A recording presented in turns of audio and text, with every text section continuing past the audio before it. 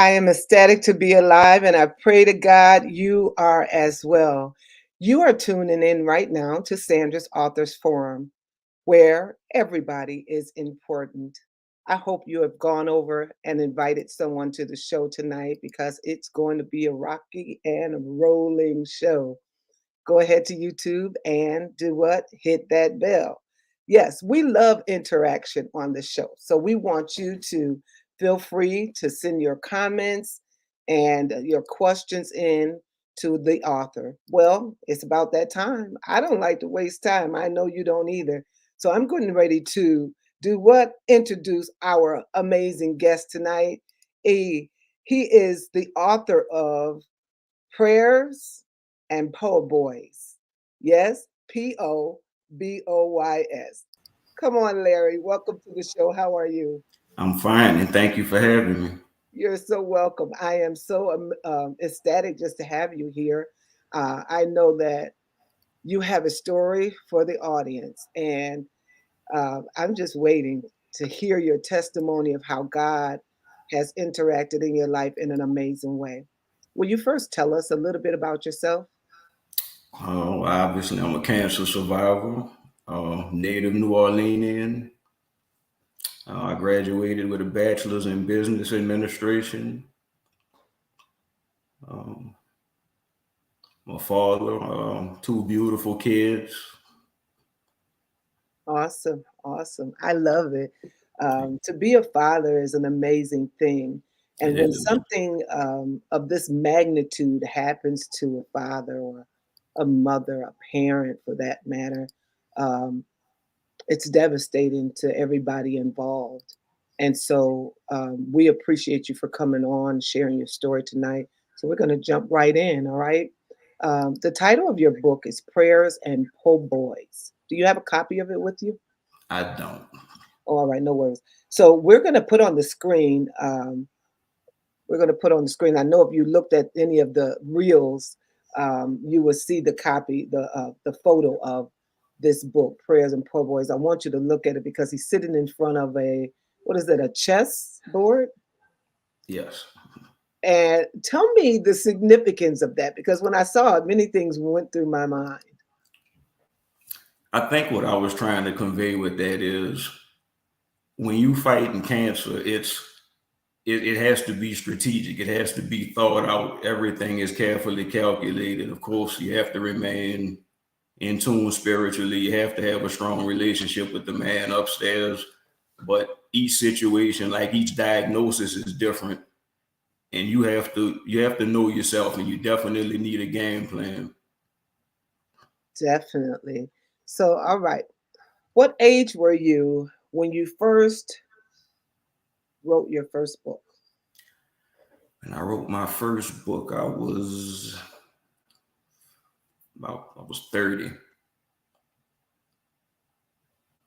30 years old. That's not that's never too old, Right. but it's kind of late in the game to start as well.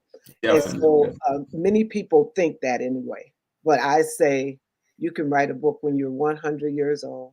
The sky Right. is the limit. That's my philosophy, right? So I want to Absolutely. tell you thank you for delving in there, not feeling the pressure of thinking that, oh man, I'm too old. I don't have anything to say, all the things that some things are going through the audience's mind because everybody have a story. And I want you to know, start writing tonight. All right. So you were about 30 years old. What Correct. significant happened in your life to try to catapult that experience of writing? You have several people that kind of nudged you, right? Right. I think the most important person in that phase of my journey, initially, when I started college, life went haywire. Had to work, so writing kind of took a back seat. And I ended up going back to college in 2004, and I took a creative writing class. One of my professors, who is still one of my dear friends, Miss Susan Gebhardt, told me, she said, "Have you ever considered writing?" And I was like, "Not professionally." And she really pushed that, like, "You should." And she stayed on me, and here we are. I'm glad she stayed on you, man. I was reading this I book am and I too. declare, I love, love, love your writing skill. I Thank you. mean, detail for detail. That's what I love about it. You don't leave anything to the imagination. You don't have to wonder, and you itemize each day at a time. So I know we're skipping, but I had this burning question in my mind, and I just want to ask you now. Please do. When you were writing, um, number one, did you write it during your process, or did you write it after you completed your process? I had completed it. As a So matter my of fact, next question would mhm, be, how did you remember detail for detail? before Prayers and Po' Boys was ever a memoir, you have to keep in mind, I was told that I wouldn't make it to my next birthday. So initially, it was just a journal. I never intended to publish it. Oh, got it. Because I was sure wondering. I'm like, man, you cross every T and you dot every I. You speak about the first day of you finding out this news. Can you depict that day for us? It was a normal day, a strenuous day at work. And, I went to the doctor, and this was for something totally unrelated. And in the midst of this, I had a swollen lymph node, and he was like, "Have you ever had that checked out?" I was like, "Nah, it doesn't hurt." And the doctor pushed, though. He was adamant. So obviously, the test results confirmed my worst fear, and just I remember my thoughts being in a whirlwind. I remember my parents crying, and I can remember the doc. I remember his lips moving, but after that, I don't think I heard anything else.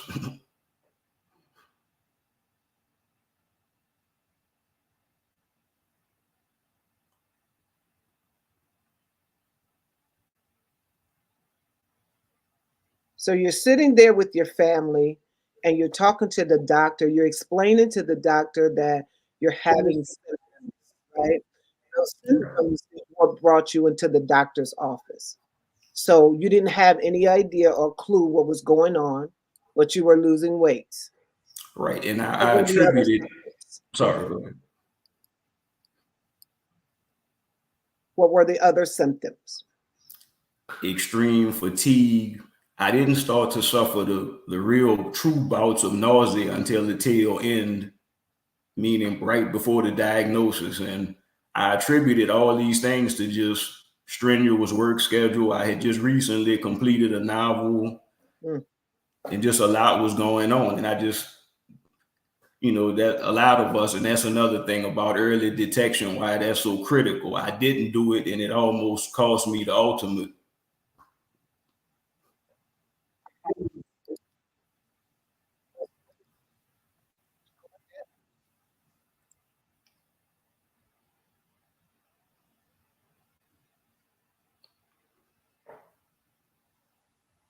Go ahead. And so you're sitting there. He tells you your symptoms sound like something, but Larry, I noticed something while you're talking. There's the lymph node that is enlarged on, was it on your neck? It was right here, like right around my collarbone. Mhm. And so, what I would like for you to talk to the audience, because many people have noticed certain things on their body, but they're not paying attention to it, just like you. Right. You said it's not hurting, I'm good. I don't, you didn't have any idea of what it could have been. I believe in early prevention. And so, the best thing we can do, and our community do not like hospitals. And so, I think for that reason alone, we notice things happening in our body and we just leave it there, for thinking that maybe it'll go away. Or what do you think that is? Why? Why did you leave it there? Like you just said, I think I'm definitely guilty of that. And that's why I'm such a strong advocate for early detection now. If you have the slightest inclination that anything is wrong, get it checked out. And I second that motion. Yeah, if you have the slightest thing, of anything, any signs or because preventative measures will save you from going through the worst of things. Because once it's stage 4, like Larry's was, and we didn't even tell them the name of your cancer. What was it? Can you tell the audience the name of it? Hodgkin's lymphoma stage. I was at the very end of stage 4. Hmm. Stage 4 is a very scary place to be. You Yeah, know, that's uh, very scary typically place it's to be. all but a death sentence. Yeah, yeah. So we're told, unless we have, um, the equation of our loving Savior Jesus Christ, and so with Absolutely Him on the scene, nothing is impossible, right? All right. correct. So the questions are coming in, Larry. Let's get to it. And Victoria said we just ignore it for whatever reason, and I'm telling and pleading with the audience tonight. If you notice anything strange in your body, please go and get an opinion and then get a second opinion, right? Absolutely. Oh wow. Yes. Second opinions are really good. Sometimes the diagnosis is not correct.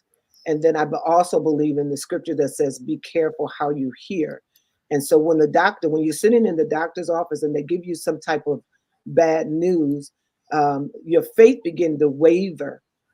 Fear settles in. And I know reading your book, you talk about fear. Fear is torment. And fear is false evidence that appears real. And with these, situations that we go through in life, um, we don't want fear to take precedent. And so that's why you are here in front of me tonight. So you can tell men and women who are suffering, who will suffer from this, that this is the face of a survivor, a person that made it, right? Definitely. Absolutely. What does the term cancer mean? Cancer to me is is so many different things. It's uncertainty. Mm, It's a brush with death. yeah, you're very brief, but that's what it is. Right. It's a brush with death. They said in the olden days, having a baby is coming this close to death. I don't say that, but when you have cancer, baby, it's going to change the trajectory of your life. It will change your mindset. It will change the way you think for the present and the future. Am I correct? Absolutely. My Exactly. Go ahead.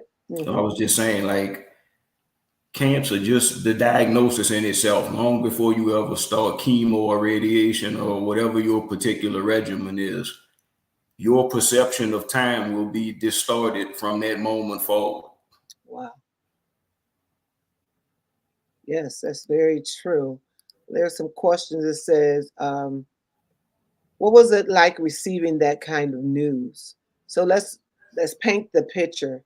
It was a holiday season, actually my favorite holiday. 5 days And I before wouldn't Christmas. want to receive any type of news.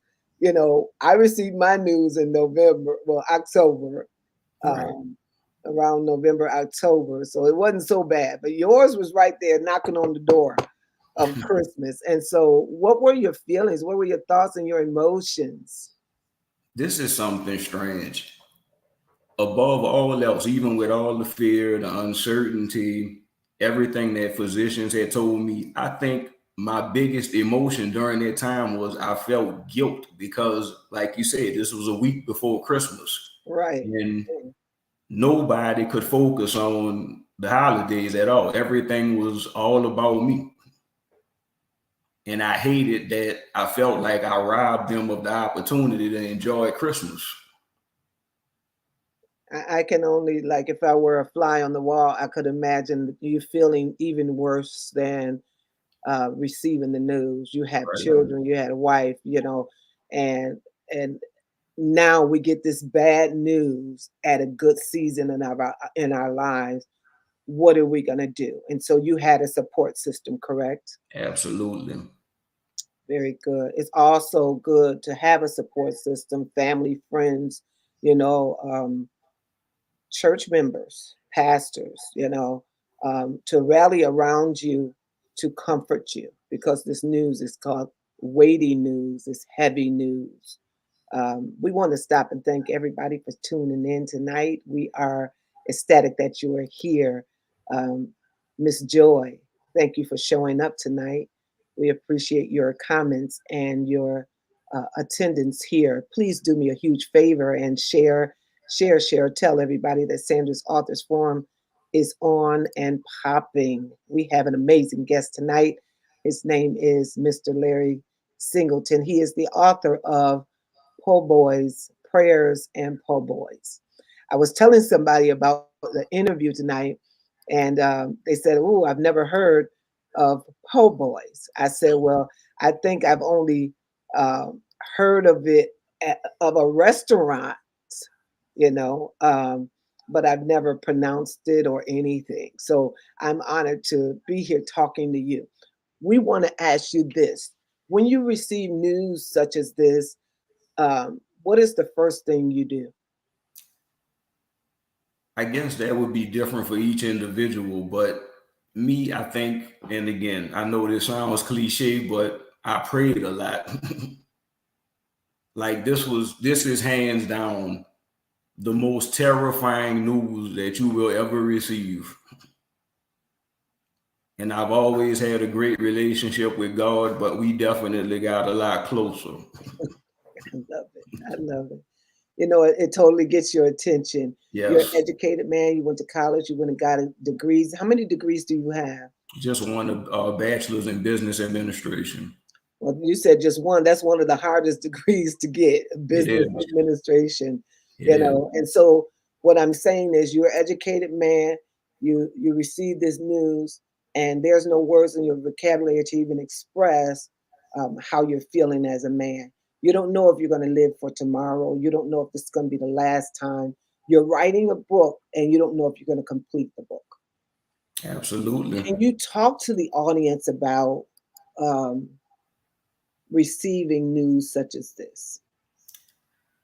Again, it was earth shattering, it's catastrophic. And in terms of just trying to beat cancer, much less making it to actually being a survival, you have to have, it is imperative that you have a relationship with the man upstairs. No matter how good your doctors are, how accurate uh, the regimen is that you're being treated with, that is essential. That played a critical part in the title of the book, obviously, and just me being here at all. Oh man, certainly. Victoria says, "What is something that you could tell men who are or will be in this position?" Again, not to be redundant, but definitely stay grounded. You have to pray and you have to believe in what you're asking for. Now, in terms of what you do physically, drink water, and back to the title. The title of the book is everything. In addition to your spirituality, most and a lot of people don't know this. This is something I definitely want to stress. Hmm. Most people who die don't die of cancer or the complications from chemo or radiation. They actually die of malnutrition. It is imperative, it is essential that you find a way to eat. You have to eat. You have to eat, and a lot of people stop eating because of everything that's going on. Right. Um, Hello, my sister, Pastor Anderson, is on. If anyone would like to join the show and come on stage tonight for the first time, I'm giving you that opportunity. Put a comment in the comment section and we will send you a link. Don't be shy. If you want to join and ask questions and have dialogue, if you've gone through this situation, feel free to come on as well. We would like for you your comments. We would like to have great dialogue tonight. All right. So you get the news and you're going to your first chemo session. What was that like? That for me, I again, like we talked about, I have to this day a childlike phobia of needles. So for me to learn that I would have to get infusions, that these injections would be in my chest for every session, for me, that was terrifying. Terrifying. And So then, go ahead. They show you this needle, and what happens?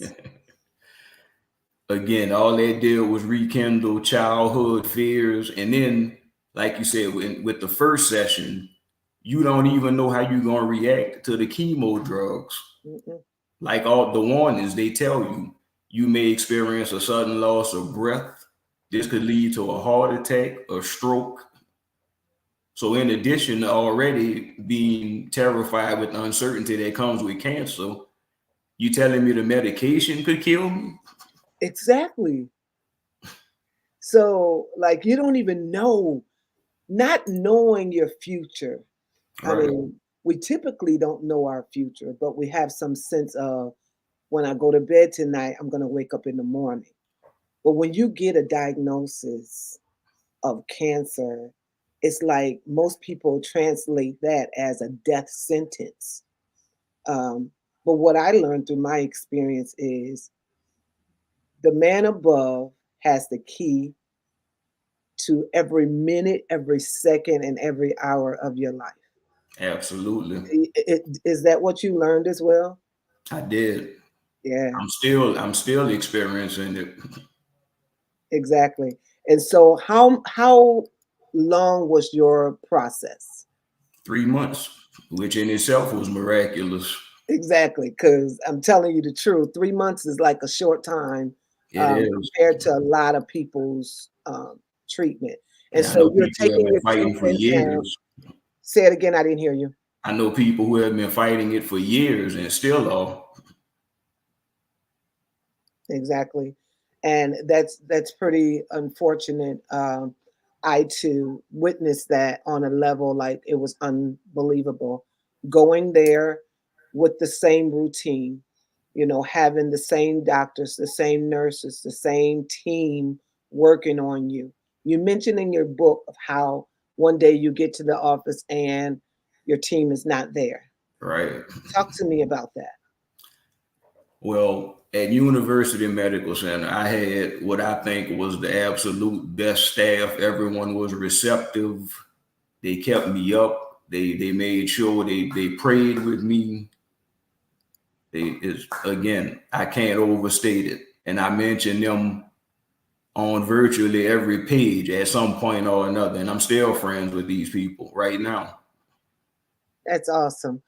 Pastor Anderson went through cancer as well, and she said, my mantra was, I may have cancer, but cancer does not have me.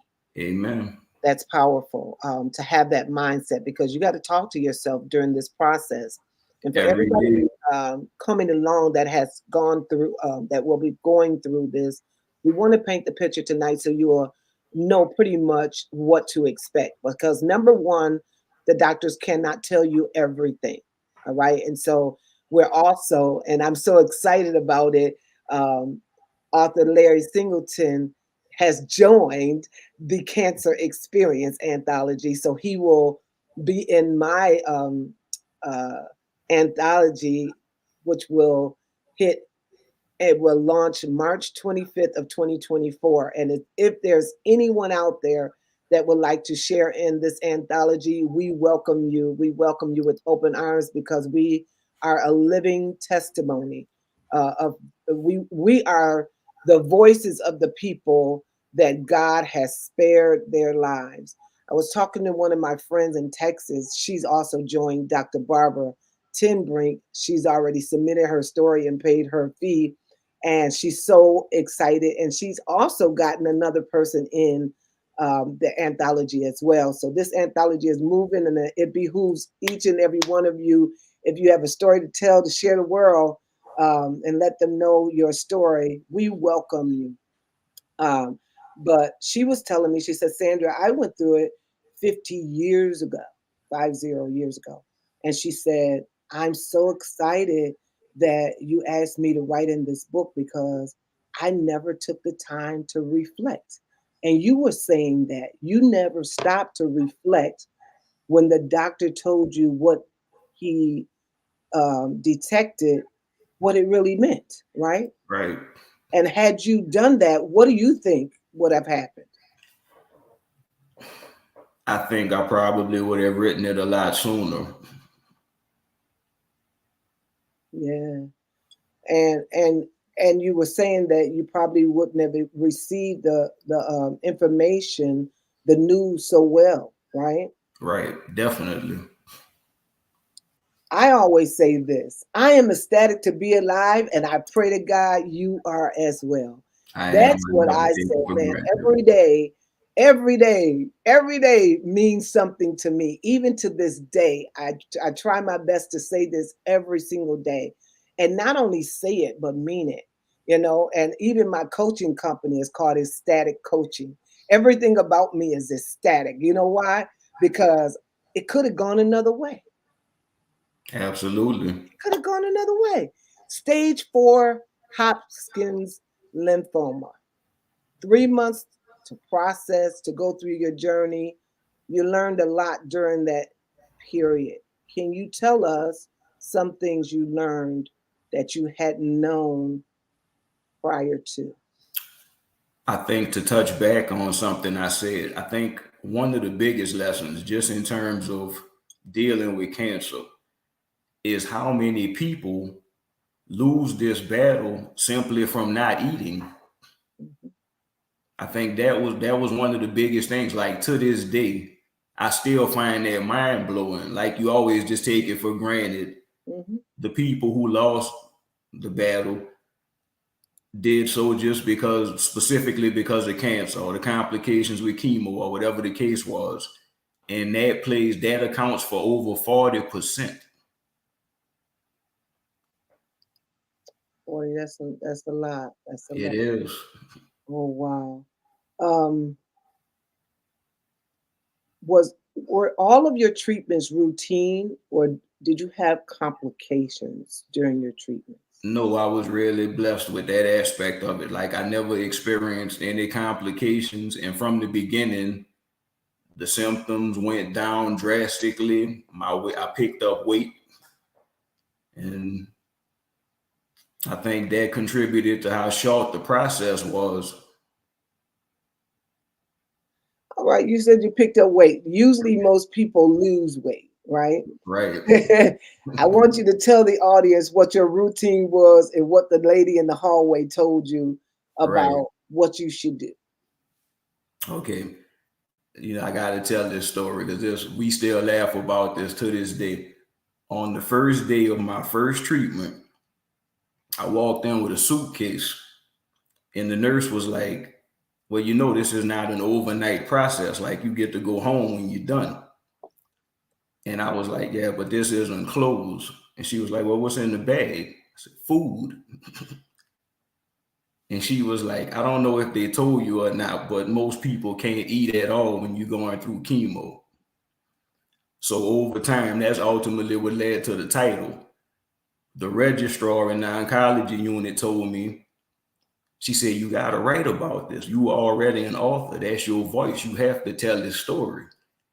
And every day leading up to that, she would say, "How are you staying so upbeat? How are you gaining weight?" And I would say jokingly, "Prayers and po' boys." And I was like, I might, but what would I call it? And she said, "Duh, prayers and po' boys." And here we are. Prayers and po' boys. That is amazing. Do you remember now um, any of the prayers you prayed? All of them. Like most of the time, it wasn't anything specific. It's just however I felt that day. All Like right. at So, different. Mhm. uh-huh. Prayers are very important to me, and it's one of the most favorite things that I do every day. But also, reading the Word of God helps me as well. What's one of your favorite scriptures? Psalm 23. Definitely. And throughout that process, he was absolutely my shepherd and still is. The Lord is my shepherd, I shall not want. Absolutely. He maketh me to lie down in green pastures. He leadeth me beside the still waters. He restores my soul. It's so personal. You It know, is. uh, that whole passage is personal, and I appreciate that as well. What is your favorite quote? It doesn't necessarily pertain to this, but I would say Maya Angelou, when people show you who they are, believe them the first time. Yeah, we've certainly found out through life, and through living, people will show Absolutely. you, and it's up to you to believe what they show. My mom used to say, uh, you can't pick a apple from an orange orchard or orange tree, Right. right? An apple must come from an apple tree, right? An orange must come from an orange. Grapes must come from a grapevine, And so when people show you their marks, you got to believe them, and it will save you a lot of stress. And so, what is one thing that doctors tell you to alleviate during this process? And that's something else I plan to touch on. And as it relates to everybody, but men specifically, as the breadwinners of your family, when you get that diagnosis, as surely as prayer and have developing a healthy regimen are essential, so is remaining stress free. Stress in itself is a cancer. Yes. Stress will kill you.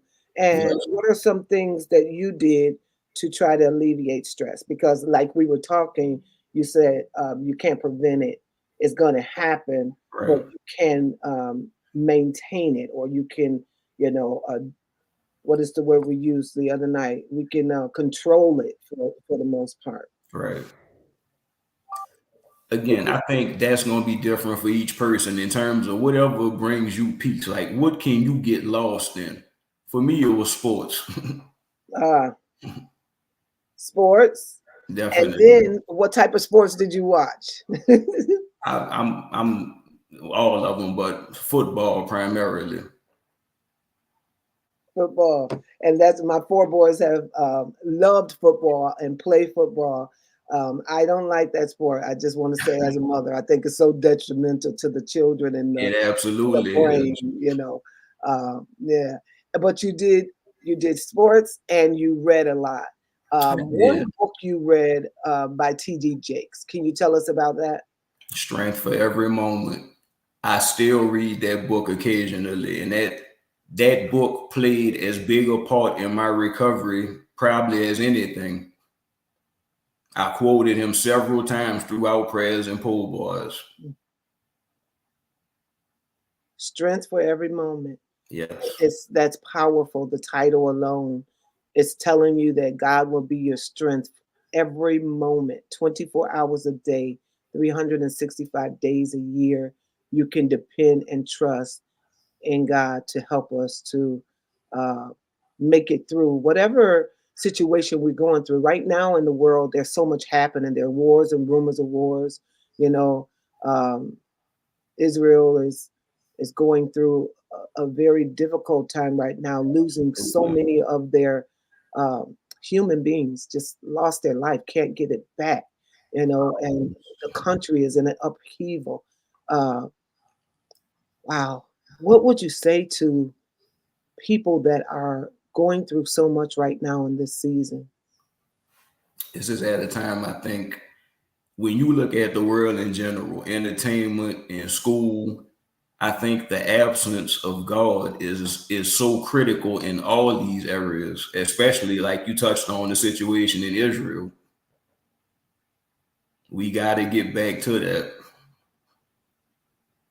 Yeah, it's so unfortunate that they're going through this. I remember I was going out of town, and a lady stopped me I was on the train, and she touched my shoulder and she said, "Pray for the peace of Jerusalem." And she said, "Do another thing. I want you to step up your giving, and I want you to give at least not under $10 on Sunday when you go to church." And she said, "God is going to bless you." And I thank God for that. She was a total stranger, right?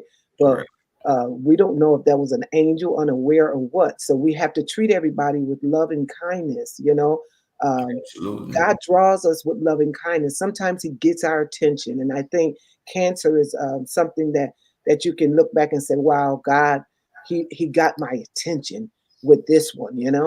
Definitely. Uh, so, what did you learn from your experience of going through this? I know there was some ups and downs. Yours was a short period, um, but we want to go through what you learned halfway through your process. I learned some things like um, don't pick every battle, Right. right? I learned things like everything is not as urgent as people may make it seem, right? And I everything learned, doesn't require your attention. yeah, come on, talk to me. I think the biggest thing I learned as far as that is this. If you lose money, let's say you lose money, you can get that back. Anything else. But when you almost lose your life, it puts everything else in perspective. And I think he allows us to go through things like that because as you drift away from worldly things, it draws you closer to him.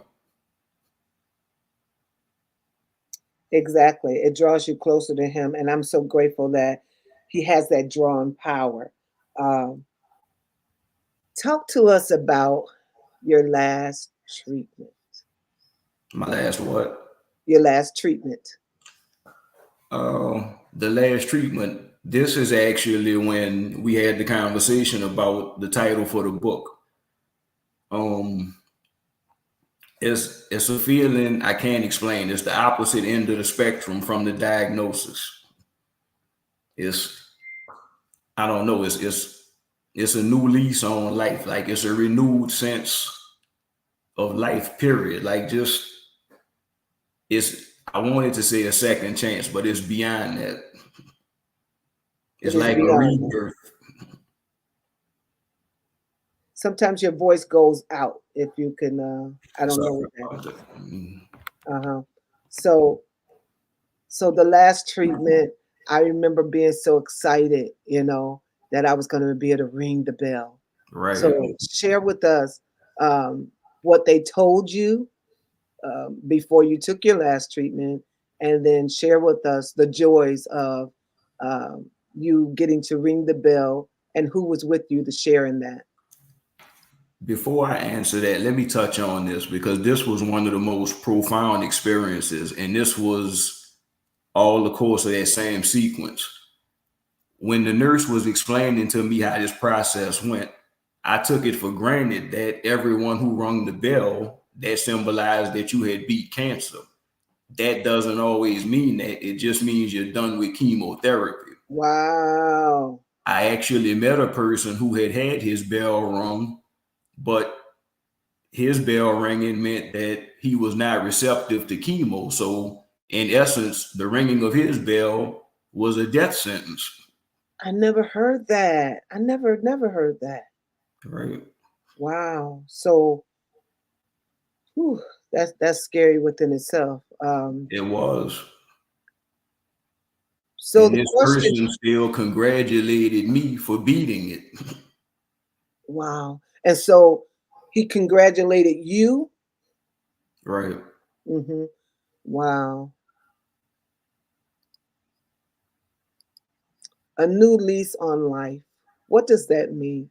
Because you talked about in the book about all of your fears, your apprehensions, and everything, what you went through every time you went to a treatment, and you so intellectually describe your fears, Right. and you actually write out your thoughts, and I really appreciate that. You tell like detail for detail. So tell us about that. I mean, the fears range from you have to keep in mind, my children were very young at this time. I'm like, I won't get to see my son graduate high school. I won't be there for any future things. I won't be there for their weddings. I'll never know what it is to have grandchildren. Wow. Just everything. Keep in mind, at the time, I'm a fledgling author. I won't know what it is to ever reach the pinnacle of writing. Just everything. in any goals I had set, anything I ever thought about doing, is like, wow, this is really not going to happen. Wow. Yeah, that's fear has torment, so it will take an advantage of you if you let it. We want Right. to stop and tell you thank you for the stars. You all are sending in stars tonight. We celebrate you. And after the show, we do comment and tell you thank you and mention your name. We also want to pause and ask you to do what? Sow a small seed and reap a great harvest. Um, this is a paid show, so it's a paid platform. And we're asking you to stop what you're doing, go to your Cash App, and send in a donation. And we would like for you to match tonight. So whoever sends in the first donation, I will say the amount, and then we'll ask you to match that amount. Um, go right ahead, and the information is on the screen. Cash App, dollar sign, Journey into Purpose, PayPal, Journey into Purpose 22 at gmail.com. Would you like to send in a donation? We're giving you an opportunity to be blessed tonight, and please take advantage of that. On the screen, you will see how you can purchase prayers and po' boys. Prayers and po' boys. All right, prayers and po' boys. Here you go. You can go to PayPal, and it is on the screen. I mean, Amazon, amazon.com. And the link is right there. Just click the link in the comment section. And when you make that purchase, please put it in the comment section. Can you tell us how much the book is? It's 14.95 for the paperback, and it's $6 for the ebook. That's chump change. That's nothing at all. Go get this book. Go get this book and help this author as he Please so do. profoundly tells his story about walking this walk and talking the talk.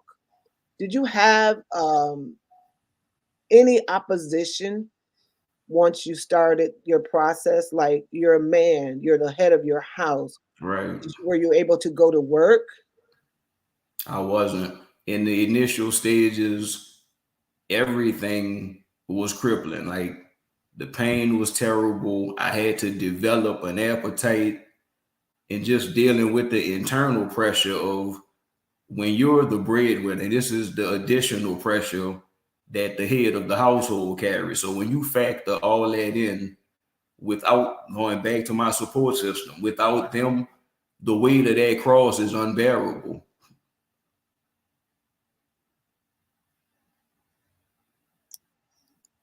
So I understand that many people lose a lot of stuff during sickness.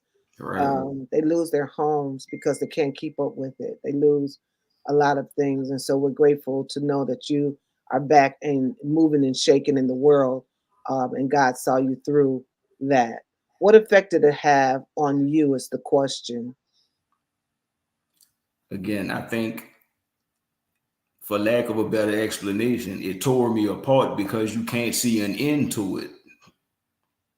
All you see is the uncertainty. All you see is the physical pain of cancer. You know from experience how draining chemotherapy is. And again, when you combine all that, it's overwhelming. And only through God's grace am I here talking to you right now.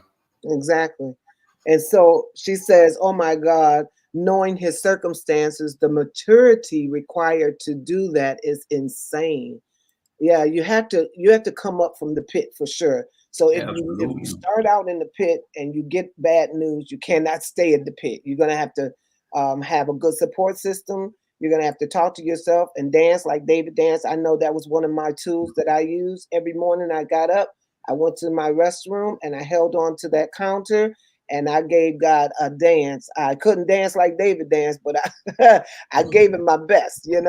And so that's what God is requiring, that we give him his best. And then repenting. I found out that emptying out and repenting for old, for good, bad, and ugly, all of the things that you did, the things that you couldn't um, prevent, the things that happened to you without your permission. I just repented. You know what I did? I repented for my grandfathers. my Right. forefathers, my father's sins. I repented. I went all the way back, man. When I tell you I went there, I just started talking to God and telling him how sorry I was and that, I tried to do my best, but my best wasn't good enough. Can you accept me as I am? I come boldly to the throne of grace, as humble as I know how. And I just began to pull out some prayers like you wouldn't believe. But when I was going through, I was in college. I didn't have the chance to quit. I Right. was in my last year, right? And when I posed it to my professors, they told me basically if I were to quit or drop out, it will be worse for me financially and as far as schooling was concerned. So that alone gave me a push to keep on going. I had to work. I worked all the way through chemo and radiation. Um, That's unbelievable. yeah, yeah. I worked all the way through, man. God gave me some sustaining grace, and I'm so grateful. I'm going to share that my story in this cancer experience. I don't want to tell everything, but I had some journeys. I had some upheavals. I had some trying days. Some days uh, that I'm going to talk about in this book. So you're going to want to get this. So Joy said, was your process short due to early detection? That's a good question, Joy. Thank you. No, actually, I was extremely blessed. My detection was so late that when they told me the initial diagnosis, the doctor also told me I wouldn't make it to my next birthday. hmm So he had stage 4, and if you all can do me a huge favor and share this live right now, please, with all and tag people in it because people need to know this subject right now. The statistics prove that in this year alone, there is thousands of people that will get the diagnosis of having cancer. We want you to ask the questions that you have been thinking about. You have a person that went through it here ready to answer your questions. And we open the floor right now to all questions. If you have a question for this author, we want you to send the question because Larry is here for you. All right. Hallelujah. Yes. All right. And so somebody just told me they were going to join the project, the cancer experience. Man, when you do something that God tell you to do, it makes you so happy regardless to the circumstances that are involved because when God tells us to do something and we jump on the bandwagon, he's going to open up the windows of heaven and pour us out blessings that we don't have room enough to receive. Can you name 2 people that you gleaned from during your process? Let me think.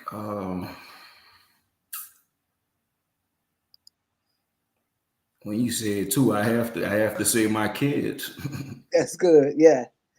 Yes. Talk to me about that. And what would you say to them right now? Your whole support team. If they were on listening to you right now, what would you say to them? Know that I can never overstate what you guys meant throughout that process, what you mean to me now. I love each and every one of you, and without you, I probably wouldn't be here. Come on. Indeed.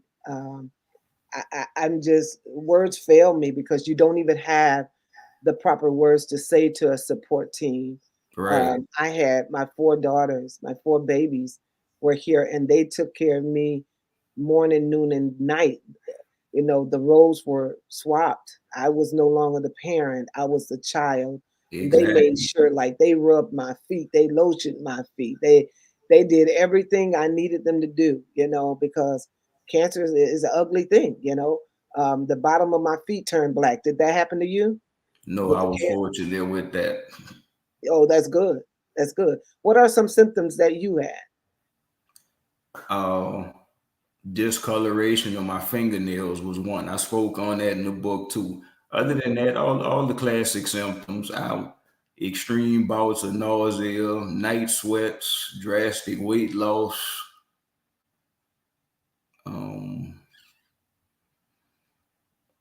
That's pretty much it. Hmm. You didn't lose your appetite.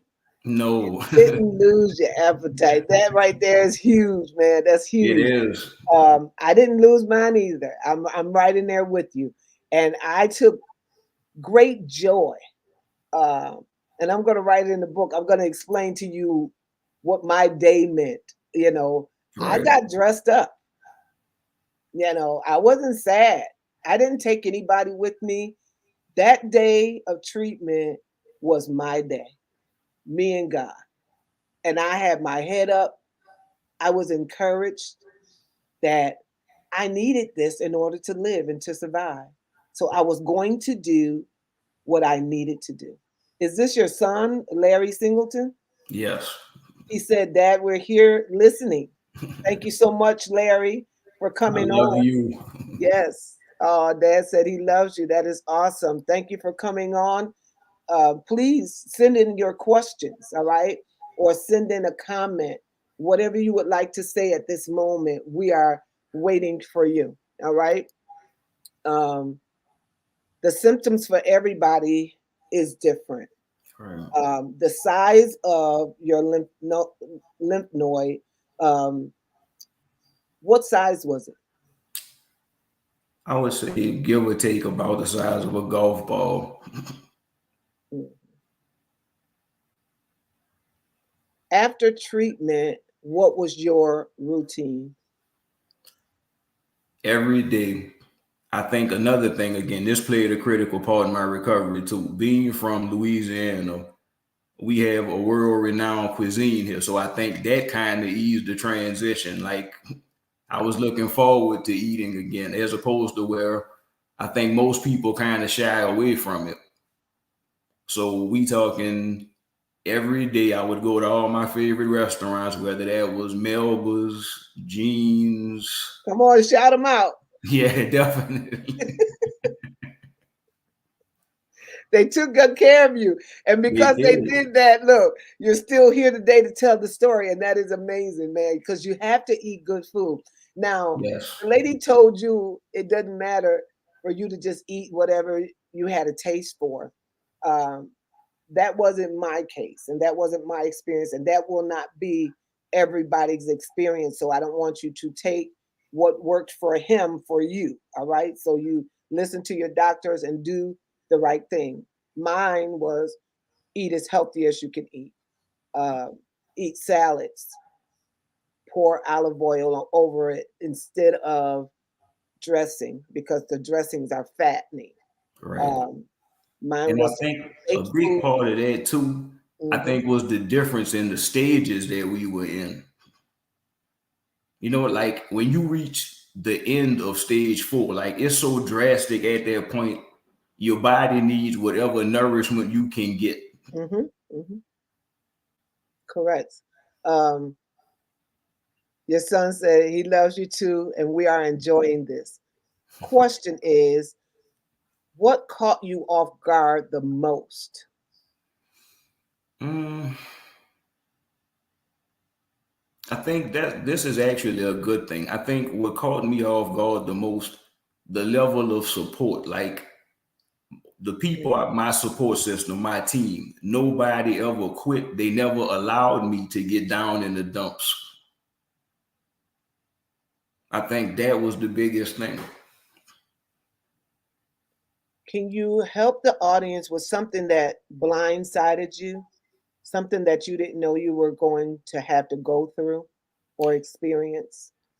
Mm, I think this was the hardest part of the journey. Keep in mind, in the course of going back and forth to treatments, you're going to be surrounded by people going through either the exact same thing or very similar things.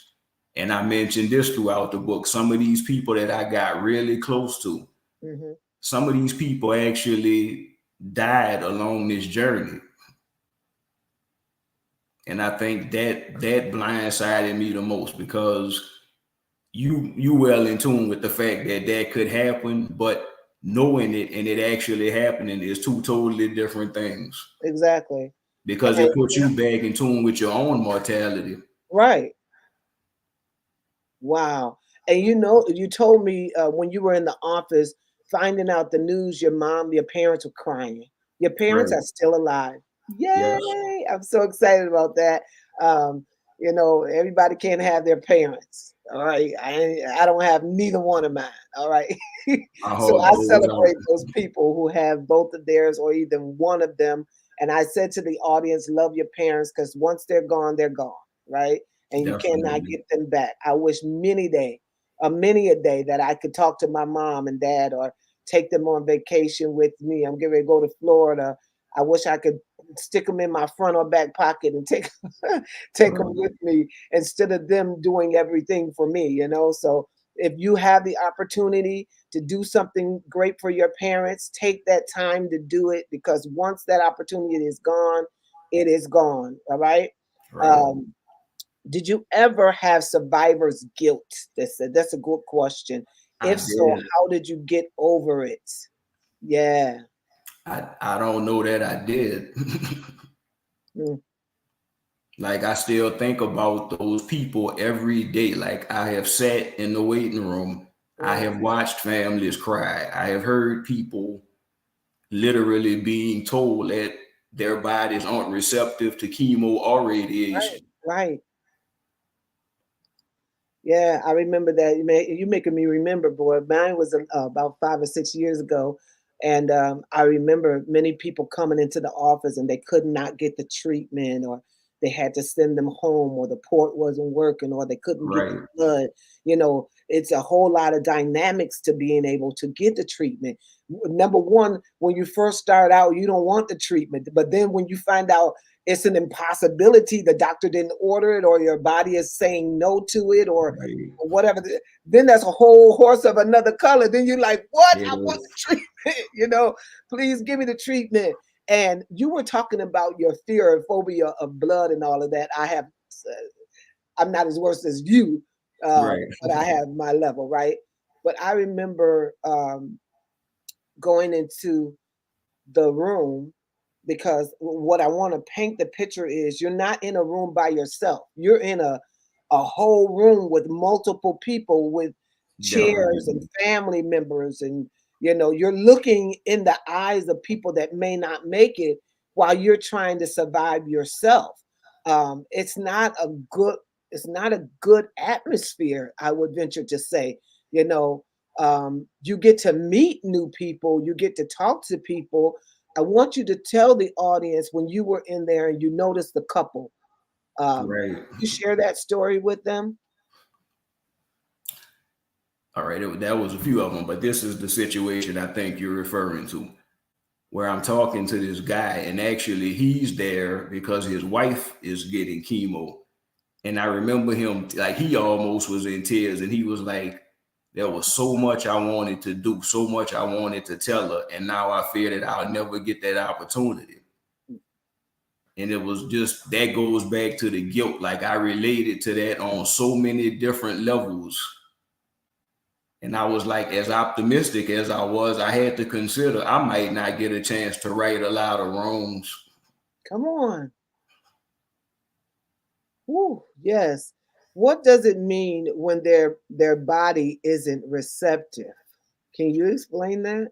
Yeah, like when you going through chemo, and I'm sure you can relate to this. Every in the middle of sessions, you'll go to get blood work done to see how your body is reacting to the treatments. And a lot of people their platelet counts are off or whatever the case may be. And at that point, I can't fathom that. Like I know that I am truly blessed, Mm, and I took to it well. And I saw so many situations where people didn't. Like some people couldn't handle it at all. Like they developed nausea the second it hit their bloodstream, or couldn't breathe, or had whatever adverse effects to it. And then they would switch to radiation, and it was just as bad, if not worse. mm. Some people's immune system is just not strong enough to handle it, Absolutely. you know, for whatever reason, and there's nothing you can do. The doctors try to do all that they can do, but you're really in the hand of God when you go through something like this. So we want to tell you, trust in the Lord with all your heart and lean not to your own understanding, because It's not over until God says it's over. All Right. right. This is a scripture that's in your book, and it's one of my favorites. All right. He gives power to the faint, to the weak, and to those who have no might. He increases strength. Even the youth shall faint and be weary, and the young men shall utterly fall. But those that wait upon the Lord, they shall renew their strength. They shall mount up with wings as eagles. They shall run and not be weary, and they shall walk and not faint. Isaiah 40 and 29, he so candidly tells us that we can depend on the master. Coping mechanisms. What was your coping mechanism? If you can name two of them. Football and food. Yeah, mentioning food. Have you ever heard, audience, of alligator cheesecake? Because I've literally never heard of alligator cheesecake, but he talks about it in the book. I said, I don't know if that's one of the things I want to learn, to You taste. gotta try it. He promised me that it's delicious. So It talk to the is. audience about some alligator cheesecake. Before you get lost in the title, I think that's just more of a name than it is actually alligator cheesecake. Like you don't taste the alligator. Oh my God, I can't even imagine. Like I'm thinking like whoever the creator was of this entree, what were they thinking? Like, Right. come on. All right. Um, so it is 9:02. And I know time went back very quickly. It We're gonna did. ask a couple more questions, right? Laughter. What does laughter mean to you? I think laughter is essential. I love to laugh. And if you can find a way to do that, and I don't mean just for cancer patients, just in everyday life, like I can't put that in words. I love to laugh, and I find that I laughed a lot throughout that process. Not that anything was funny about what I was going through, Come but on. there was several, like I said, the nursing staff at university, unbelievable. They kept me happy. And keep in mind, for me, each session was 7 hours. And Yes. somehow we found a way to laugh and joke and talk the entire time. And they had to be awesome to make 7 hours fly where you completely stationary. Yeah, you said you never went to sleep during your treatment, and yours was 7 hours, Never. man. I went to sleep, man. I slept like a lump on a log, and I enjoyed that. That was my solitude. I know you're like, it's probably an oxymoron, but that No, was not my at peace. all. That was my serenity. I knew, yeah, I was not worried.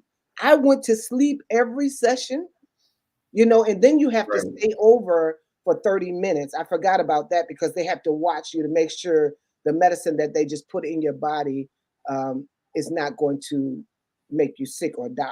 And so Right. they have you stay over after your 7 hours. Then you have to stay over for 30 minutes to make sure that you're going to be all right when you go home. Um, but man, I went to sleep every session. I ordered my food. I had a fruit platter. Um, I love fruit, and so I would order a fruit platter. I would order, if it was in the morning session, I would order oatmeal, toast, and I would have my yogurt and my orange juice, or some. or, am I making you hungry? Or I would Yeah. have cranberry juice. I ate very Right. healthy. Sometimes they had an omelet, or sometimes they had the pot pie in the hospital is to die for. I'm just saying. Um, but yeah, they served me well, and I really enjoyed my food. I looked forward to it, so I didn't eat breakfast at home. If I went in the morning, and then if I went in the evening or later in the afternoon, I had my whole layout. Right. And after I ate, I would drink a lot of water, and then they would put a heated blanket over me, and I would recline in that recliner and go to sleep. All right. Fear not thyself. Don't fear.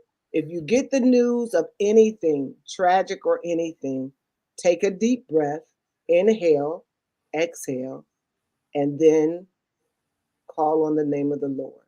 Hmm. That's my advice. What's your advice? Absolutely.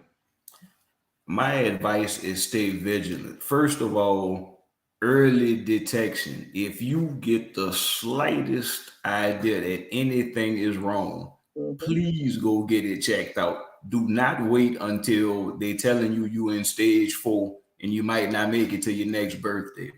First, Right. please go get checked out. Hmm. However much water you already drink, increase your water intake by as much as you can and find a way to eat. Yes, yes. I mean, I saw some people coming in there. They looked like they were at the point of death at any second. It's a Right. gruesome scene. Like you think you're in a movie or something. Did you have that Absolutely. awareness? Like you feel like you're in a scary movie when you go in Definitely. there. But God favored me, and every time I went in there, they said, "Oh, that's my beautiful friend," or "That's my beautiful girl," or they called me beautiful lady, or whatever, Right. because God had preserved me. He preserved me and He took care of me. And I just give God all the praise and glory. So Edie Darling, which is an ex-police officer, she says, please tell me there's no alligator in the cheesecake. Please tell me there's no alligator in the cheesecake. Oh my gosh. And then Victoria says, yes, I concur. That's my sentiments exactly. Um, All right. So Victoria said, she said, if you try it first, Edie, let her know. All right. Oh, yeah. All right. My baby boy, he's in Cancun, Mexico, and he says, praise the Lord. Amen. Thank you for joining, Solomon. Thank you so much for your support. I appreciate you. This gentleman is on talking about his experience with cancer, and he wants to warn everybody to go get checked out and trust in the Lord. They go hand in hand, right? Go get checked out and trust in the Lord. What would you say to the young men? I would say the same thing. The world has changed so drastically, and especially know your family history. If it's hereditary, if you think it might be, there is no such thing as too early when it comes to detection. Mhm. And during this season, if you're getting treatment right now, protect your immune system. What are Yes. some things you did to protect your immune system? I know I use elderberry. That's very good. Right. Vitamin C. I kept lemons. Lemons was my best friend. I did honey and lemon. I do ginger. There's some things. Throw out some things that you did so the audience can have some type of idea. And I will mention this as well. Beets. You want to have beets in your regimen as Right. well. And then I went to Clean Juice. Clean Juice is a company where they make the juice and you get to pick what you want in it. So I will get pineapple, fresh pineapple, carrots, apple, celery. I would do all of this in one setting. I would get spinach and kale. And so I still do that as well. So take care of yourselves. But what is something you did? And this is something I want to stress too. You touched on this earlier, and I want to make sure I am very clear about this. Hmm. Prayers and Pool Boys is by no means a how to guide on how to beat cancer. This is an individual account. This is my story. For each person, each diagnosis is different, each situation is different. Whatever you find that you can consume, please consult your physician, find out what's best in your particular situation. But any way that you can find in a healthy way to detox, I encourage that 100%. When you, in terms of fluid consumption, as much water as possible, juices, try to stay away from carbonated drinks throughout that time, if at all possible, because through your bodily secretions, through sweat, through urine, this is how you rid your body of dead cancer cells. Hmm. And also the medicine that they're putting in your body. You want Right, to, just like you exfoliate the skin, you want to actually go ahead and clean out your body. Right now, I'm taking some liver capsules to right. clean out And some liver detox. I have a And friend that's suffering with his liver right now. You have to protect your organs. You know, the organs is all you have. absolutely. Once the organs are checked out, then you have nothing else. Take care of yourself is what we're saying. Victoria had a point question. She says, what is the biggest mistake that people do when they receive bad news?" I think the worst thing that you can do, and I've seen this countless times, is to panic. Don't panic. Trust the man upstairs. Trust the process. Trust that these doctors know what they're talking about. Trust that the particular strength of chemo that's recommended for you. Trust everything. Trust the Yeah, process, but ultimately trust God. exactly. She said, "Why is panicking so bad?" Mm, It's bad because panicking is the most extreme form of stress. And at a time when your immune system is already compromised, you can ill afford any additional stress. Stress, like I said earlier, I feel like stress in itself is a cancer. And if it isn't, it certainly compounds it. mhm. Right. Um, Solomon says fear is a silent killer. I wish more people knew Absolutely. that. Uh-huh. That is totally correct. Fear is false evidence appearing real, and it takes a toll on you. And it's orchestrated from the devil. It comes from the devil. And so anything that's negative, you don't want to focus on that. So we were talking about stress, and there are so many ways you can de-stress. When you have a lot of children, you're going to be stressed. So you can't eliminate stress. Uh, what would you recommend to the audience if they are in an environment that's posing stress right now? What would you say? What would you recommend for them? Again, that's going to be different for each individual, but whatever brings you peace. Like, again, for me, it was reading, it was football, and I mean, just sports in general. Like, out of those 7 hours, I probably watched ESPN for 5 of them. So whatever you can do as an escape, whatever brings you a degree of peace, where just for that moment in time you can forget what you're going through. Mhm. Whatever that is for you, I strongly encourage that. That's right. Everybody is different. I love long walks. I remember when I first started, I couldn't walk long at all. And so I did what I could do. And I didn't, make my weakness, I made my weakness my strength, if that Right. makes sense. So I would push myself every day. If I could walk to the corner today, then I would walk to the corner and then something else the next day. But to be truthful, when I first started walking again, I couldn't even make it to the corner. You have to take baby steps. So wherever you are in your process, own it, and then just try to push yourself a little bit further, because the if you don't use it, you'll lose it. And Definitely. then a lot of people like to have sympathy, and they like to have people around them taking care of them. I don't like that. Like, I like to be up moving and shaking. I like to be up doing my responsibilities. So being sick is not something that I enjoy. I don't like the And, attention at all. and when you're an Um, independent person, that makes it that much harder. right. They said name 3 habits you did to de-stress, and I think he said watch TV, football, and Right. laughter. Um, they said, what type of football games did you watch during that time? Well, this was the beauty of that situation. If anything good came out of that, I got diagnosed December 20th. So that ran right into postseason football. So we Oh, talking the playoffs, clean into the Super Bowl. and so you mentioned to me that took away a lot of your time of thinking about yourself, because you were engulfed in the game. The game is energy, like you're going to Right. focus on the game. So that was a distressor. Definitely. What was your favorite team? Come on, Saints. Like, we supposed to know that, right? Right. Which is better, pro or college football? Sound like we got some football lovers on here.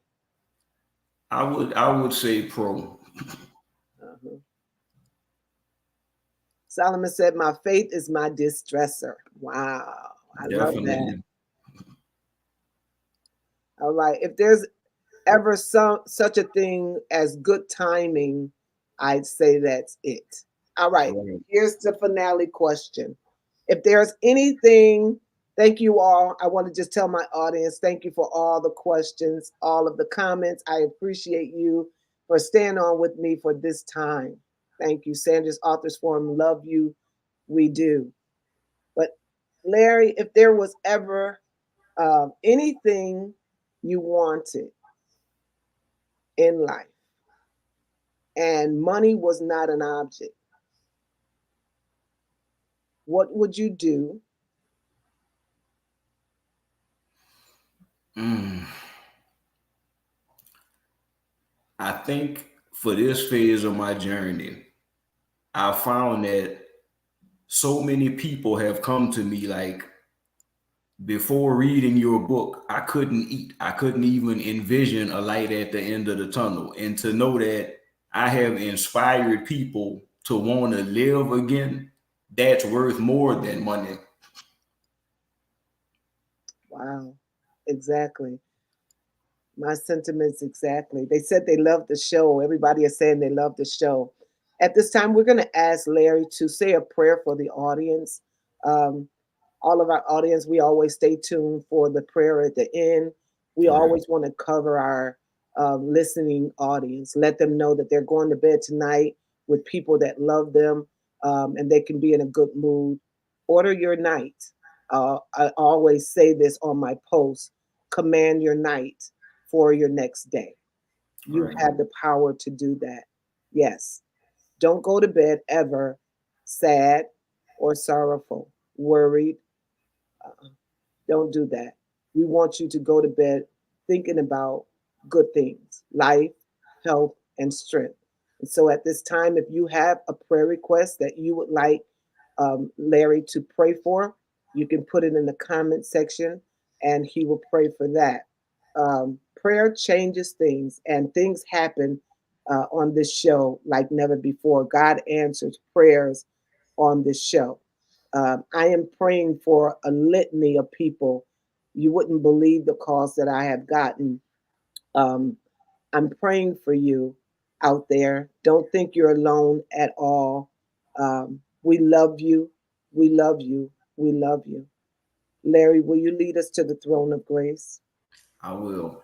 We're pressed for, I know we're pressed for time. I'm gonna keep this short, but know that everyone, whether you're fighting cancer, whether you're a survivor, whether you're a caregiver, whether you've been fortunate enough to where it hasn't impacted your life at all, know that you don't have to wait for these types of things to happen.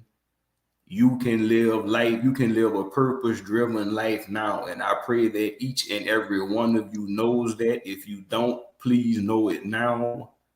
For those of you who are in relationships, I pray that you succeed. I pray that God covers all of you with his blood. Um, pray for the youth. I pray that we find our way back to him. And again, I didn't have a chance to say this earlier, but I want to thank each and every person that is watching. Thank all of you. Without you, this moment wouldn't be possible. Hallelujah. Amen. God bless all of you. Oh, Solomon said, pray for me to have my wife soon, and that God gives us all the tools to withstand the trials. Oh, wow. The Absolutely. tools and the know how. I love that. Um, Hallelujah. I thank you for that request, Solomon. You know, the last time we prayed for you on here, God answered in a big way. So, audience, will you pray with Solomon concerning this request? The Bible said, uh, Mary, bear children, guide the house. He said, a man that findeth a wife findeth a good thing, a good thing. I want that scripture to be placed back on here. It is Proverbs 3 and 5 in the Amplified version. It says, lean on who? Trust in who? And be confident in the Lord with all of your heart and mind. And do not rely on your own insight or understanding.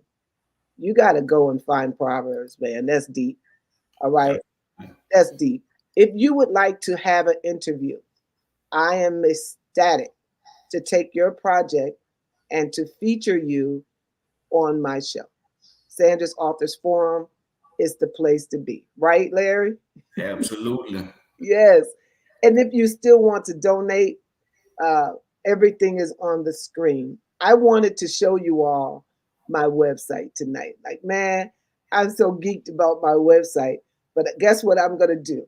I'm going to go off of this live and I'm going to go on a different live tomorrow, Lord willing.